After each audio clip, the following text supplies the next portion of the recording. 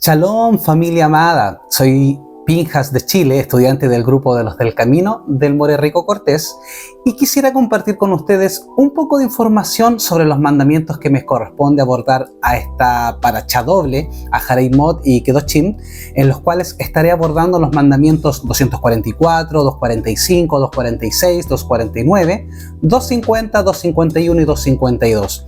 Para esto estaré usando como herramienta principal el Tariag Mitzvot, al igual que mis compañeros, los maestros de los del Camino, y así usar un solo lenguaje para toda la audiencia y para que podamos seguir una misma línea académica y ordenada. Vamos con el video.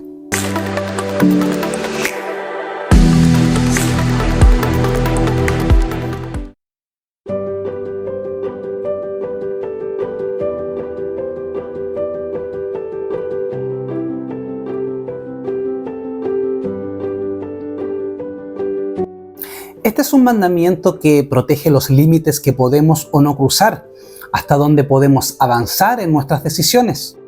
En Levítico 19:19 se nos ordena: no harás ayuntar a tu ganado con animales de otra especie.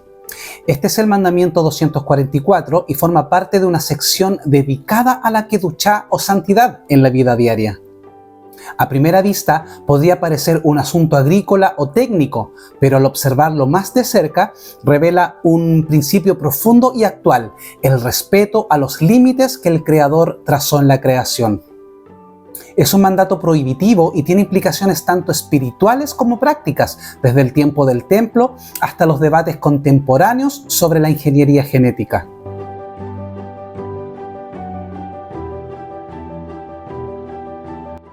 Desde la creación, el libro de Bereshit o Génesis presenta un mundo organizado por separaciones: luz y oscuridad, aguas de arriba, aguas de abajo, tierra y mar, hombre y mujer, especie y especie.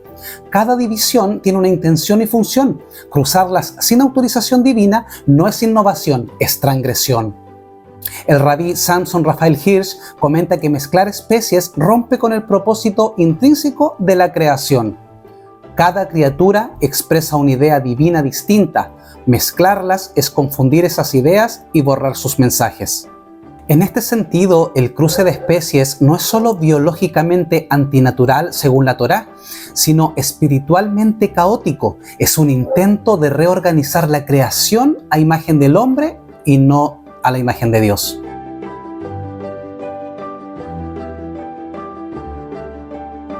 En el tiempo del templo, esta ley tenía regulaciones claras. Según el Tratado de Kelayim, capítulo 8, y el Yoreh De'ah 297, el cruce de animales estaba estrictamente prohibido para judíos. Incluso estaba prohibido encargar a un gentil que lo hiciera en nombre de un israelita. Se aplicaba a animales domésticos y aves silvestres. Se prohibía permitir la monta cruzada, por ejemplo, un caballo con una burra. Maimónides especifica que esta ley no depende del resultado, sino del acto en sí mismo, como un acto de corrupción del orden natural. Este acto impone una nueva creación que no fue ordenada por el Creador.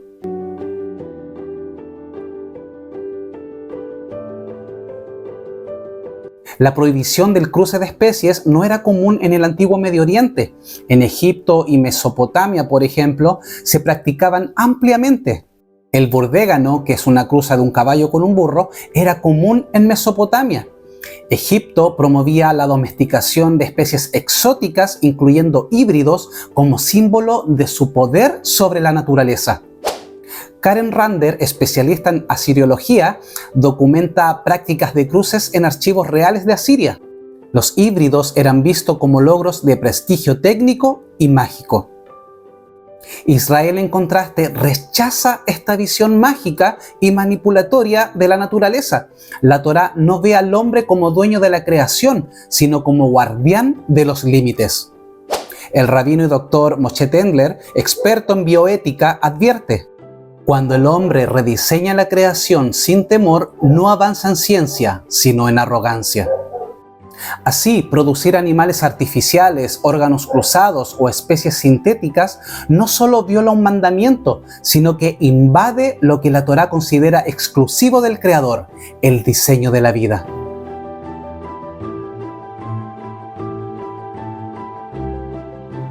El mandamiento 244 no es un obstáculo al desarrollo, es un muro protector. Enseña que no todo lo posible es permisible.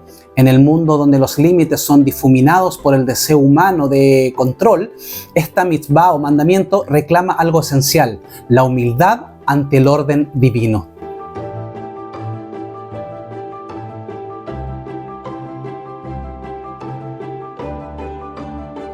Este precepto bíblico prohíbe la siembra conjunta de dos especies vegetales comestibles en un mismo campo. La Torá utiliza el término kelayim, que literalmente puede traducirse como mezcla o hibridación impropia. El objetivo inmediato es evitar la fusión desordenada de elementos agrícolas, guardando una separación clara entre especies, como expresión de un orden natural y sagrado. Según el texto de Kedushim 38a y la codificación de Yoreh A 295 y 296, este mandamiento se aplica exclusivamente dentro de la tierra de Israel. La tierra de Israel no solo es un territorio físico, sino un espacio consagrado donde incluso las prácticas agrícolas obedecen a normas espirituales. Las leyes de Kelayim prohíben sembrar juntas especies distintas de vegetales comestibles, como cebada y lentejas, por ejemplo, o pepinos y tomates. La prohibición incluye sembrar para un gentil o permitir que un gentil siembre Kelayim en tierras de un israelita. No se aplica a árboles plantados uno al lado del otro, aunque sí se prohíbe el injerto entre especies distintas. Para permitir la coexistencia de dos especies, debe haber una separación mínima de 3 tefajim, que son aproximadamente 25 a 30 centímetros. Este espacio simbólico impide la fusión agrícola, preservando la integridad de cada especie. Aunque el mandamiento es agrícola, su raíz es espiritual. Según Rambam, en su comentario sobre Levítico 19, nos dice que mezclar especies no solo desordena lo creado, sino que cuestiona la suficiencia del diseño divino. En palabras de Rambam, quiere decir que quien mezcla especies actúa como si dijera que la creación no fue perfecta. Esto conecta con el relato de Génesis, donde a cada ser le fue dado el mandamiento de reproducirse según su especie. El mandamiento 245 no es una simple orden agrícola, es una afirmación de que cada especie, como cada ser, tiene un lugar designado por el Creador. Sembrar sin mezcla es un acto de humildad y precisión. La prohibición de Kelayim enseña que no todo lo posible es permitido y que respetar los límites es parte del pacto entre el hombre, la tierra y su Creador.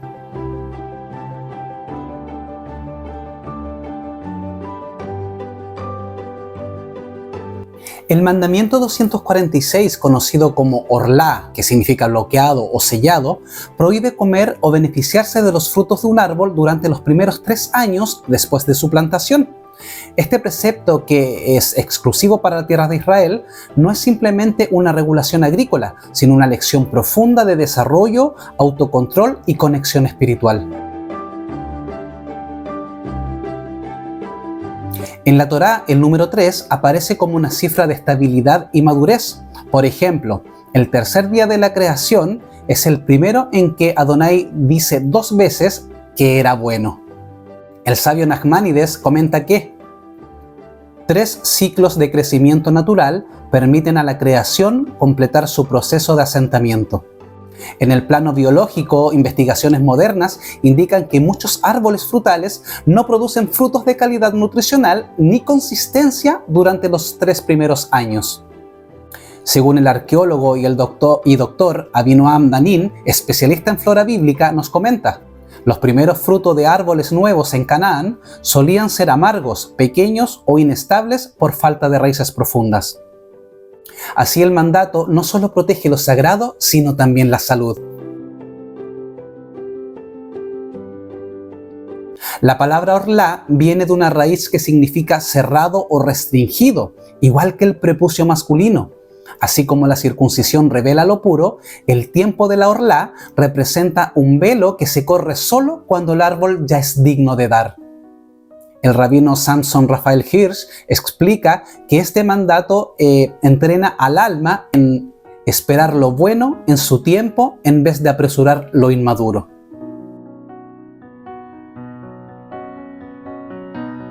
Orlá no es simplemente abstenerse de fruta, es entrenar el alma en la espera. Es entender que no todo lo que crece rápido está listo. Es una pedagogía divina para enseñar paciencia, autocontrol y respeto por los procesos de la vida. Así como un niño necesita años antes de hablar con sabiduría, un árbol necesita tiempo antes de ofrecer fruto que nutra sin dañar.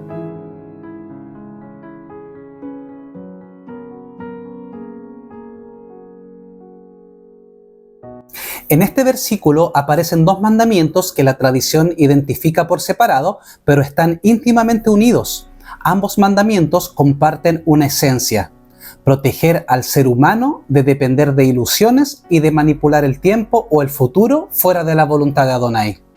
El término hebreo nahash proviene de una raíz que implica susurrar o interpretar señales ocultas y se asocia con el acto de buscar sentido profético en eventos triviales.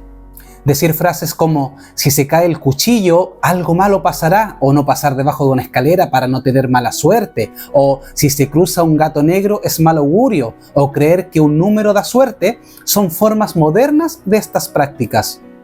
Maimónides explica que el adivinador se engaña creyendo que existe un lenguaje secreto del universo revelado por señales causales. Para él, esto no es solo irracional, sino una forma de idolatría del pensamiento.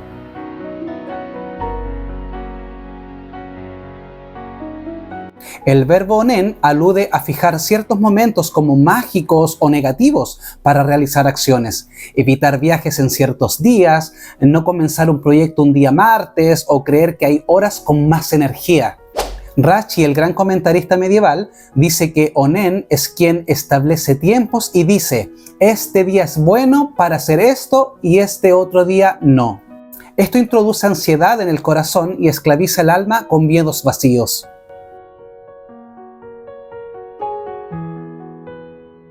Estas supersticiones eran comunes en Babilonia, Egipto y entre los pueblos cananeos. El historiador William Albright, pionero en la arqueología bíblica, demuestra que la astrología caldea y los presagios animales eran pilares religiosos en la antigua Mesopotamia. El zodiaco fue un calendario místico. Cada signo traía augurios buenos o malos. Israel fue enseñado a resistir este patrón de pensamiento. Los sabios enseñan que el mundo no es gobernado por señales, sino por el Creador que guía todas las cosas con justicia y verdad. Obedecer estos mandamientos es un acto de libertad mental, rechazar ser esclavos de lo impredecible. El rabino Samson Raphael Hirsch agrega que estas prácticas anulan la relación directa entre el alma y Adonai, insertando ídolos mentales entre ambos. Aunque ya no se usan huesos o aves para adivinar, los horóscopos, rituales de fin de año, amuletos y frases como toco madera son ecos de los mismos hábitos mentales que estos mandamientos prohíben. Aceptarlos es negar que el Creador es soberano en todo momento y que no existe un día más bendito fuera de su voluntad. Tal como enseña el libro de Daniel, Él cambia los tiempos y las estaciones, quita reyes y pone reyes, da sabiduría a los sabios y conocimientos a los entendidos.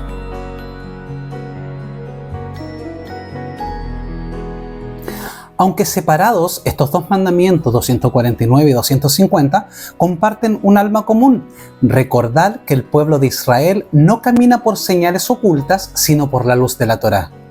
Rechazar supersticiones es afirmar la confianza absoluta en el Creador que gobierna el tiempo, el azar y el destino.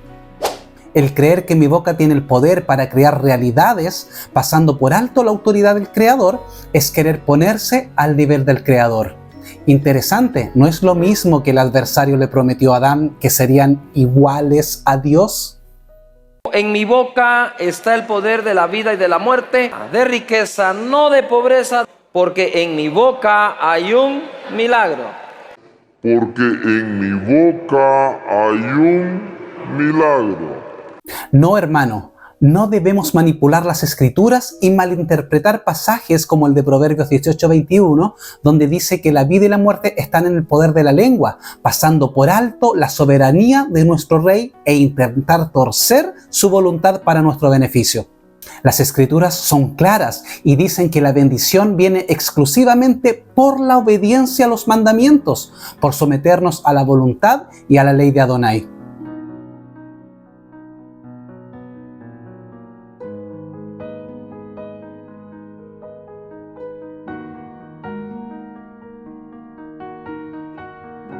En Levítico 19:27 se encuentran dos mandamientos que a primera vista pueden parecer menores, pero en realidad reflejan un tema mayor: la identidad visual y la diferenciación espiritual del pueblo de Israel frente a las naciones vecinas. Ambos mandamientos giran en torno al rostro, que en la Biblia simbolizan la presencia, la dignidad y en muchos casos el liderazgo espiritual. Y hablaba Adonai con Moshe panim el panim, cara a cara. En el antiguo Medio Oriente, cananeos, moabitas y egipcios practicaban el afeitado ritual como señal de duelo o devoción a ídolos. El historiador James Pritchard señala que ciertos sacerdotes egipcios se afeitaban completamente la cabeza y el rostro como acto de pureza para sus dioses. La Torá prohíbe estas prácticas para separar la identidad de Israel de estas costumbres idolátricas. Deuteronomio 14:1 dice: ni se raparán la cabeza por un muerto. La arqueología bíblica, especialmente en hallazgos de Lachish y Samaria, muestra que los israelitas usaban estilos de barba y cabello diferenciados de sus vecinos, lo cual confirma que estos mandamientos eran parte de una identidad cultural y espiritual más amplia.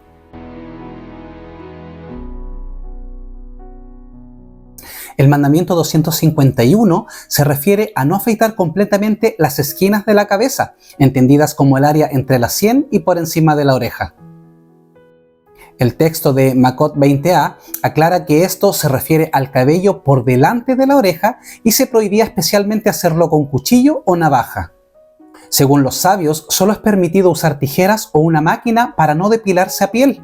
De ahí vemos a nuestros hermanos mayores, la casa de Judá, que usan estos peyot o patillas largas para así, en su entendimiento, honrar a Adonai en este mandamiento. El mandamiento 252 prohíbe afeitar los 5 bordes de la barba: parte superior derecha, parte inferior derecha, parte superior izquierda, parte inferior izquierda, barbilla o punta. Según el código de Maimónides, solo se incurre en culpa, al igual que el mandamiento anterior, si se afeita con una navaja, no con tijeras o instrumentos que no corten al ras. Ambos mandamientos se relacionan con el principio de Kedushá o santidad. En hebreo, kadosh no significa mágico o intocable, sino apartado o apto para un propósito especial. Al mantener una forma distinta de cabello y barba, Israel mostraba visualmente que su identidad no dependía de modas ni rituales extranjeros. El rostro no solo comunica identidad, sino también moralidad. En muchos textos de los sabios, la barba representa sabiduría, madurez y humildad. Por ello, dañar sus bordes podía interpretarse simbólicamente como dañar lo que se muestra al mundo. Judíos ashkenazíes, principalmente en Europa del Este, suelen dejar crecer los peyot y la barba completa.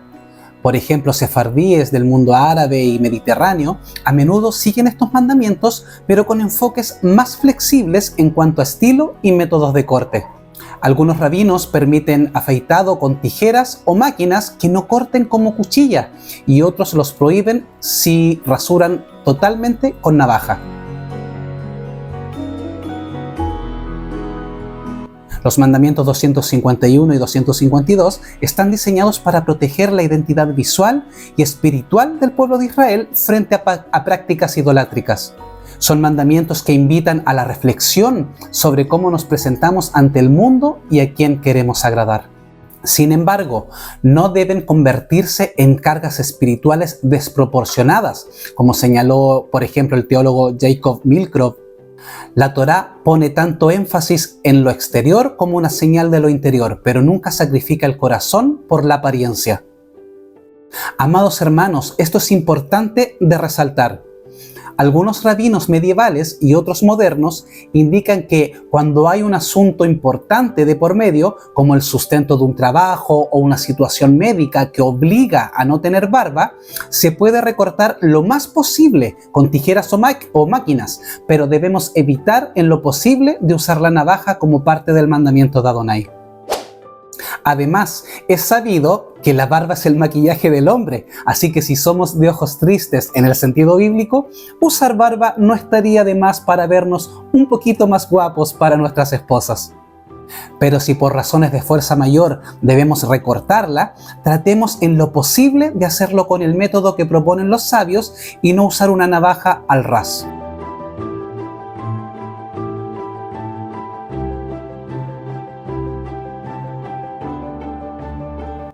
En este precepto se nos ordena no marcar nuestras pieles con inscripciones o símbolos permanentes. En hebreo, el verbo usado es ketobet ka'aka, que describe una incisión acompañada de tinta o pigmento, es decir, lo que hoy conocemos como tatuaje. En las culturas antiguas del Antiguo Medio Oriente, tatuarse era una forma de mostrar lealtad a dioses paganos o clanes o reyes. Según el arqueólogo William Dever, evidencias de prácticas similares aparecen en Egipto y Canaán en contextos religiosos y funerarios. Los tatuajes funcionaban como marcas de esclavitud ritual. Al no permitirnos esta práctica, la Torá hace una declaración radical. Nuestra piel no pertenece a ninguna autoridad pagana, solo a nuestro Creador. Nuestro cuerpo es tratado como un instrumento santo. El Midrash explica que no debemos deformarlo, pues está hecho a imagen de Elohim. Hoy en día, muchos usan tatuajes como expresión personal, arte o símbolo de lucha interna. Aunque la motivación ha cambiado, la práctica sigue cargada de identidad.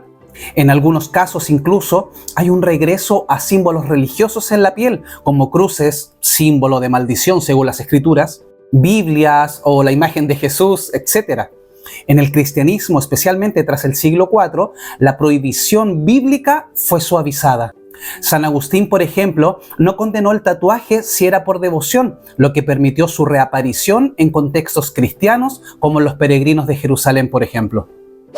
Esto revela cómo el alejamiento de la raíz hebrea de las Escrituras permitió reinterpretaciones que nosotros, como guardianes del texto original, debemos revisar y defender. Pero hermano Pinjas, Apocalipsis 16:19 dice que Jesús tenía una marca en su muslo. Este texto no dice que estaba tatuado en su piel, sino que la inscripción está sobre su vestidura y sobre su muslo, lo que indica una posición visible, probablemente en la parte del manto que cubre el muslo, como lo hacían los reyes en tiempos bíblicos al portar títulos en sus ropajes reales. Las escrituras dicen que somos templo del Espíritu de Adonai. ¿Se imagina el templo de Jerusalén lleno de grafitis o rayados, lleno de marcas que lo ensucian y le quitan su santidad? Piensa en eso, mi hermano. No nos tatuamos porque no necesitamos grabar en la carne lo que llevamos en el alma. No nos pertenecemos, fuimos comprados no con tinta, sino con pacto. Y como dice el pastor bautista Paul Washer, no necesitas tatuarte Jesús en tu brazo, necesitas la ley de Dios escrita en tu corazón. Espero que esta cápsula haya sido de bendición. Es un poco larga, pero era necesario traer toda esta información y ponerla sobre la mesa para que cada uno, como dice el apóstol Pablo, en nuestra propia conciencia, podamos analizar nuestra observancia y caminar en pos de la santidad que Adonai pide de nosotros. No olviden suscribirse a Tesoros del Templo, Techuvá TV y Roca Eterna Hain City para estar al tanto de la información de los estudios de los del camino. Shalom a todos.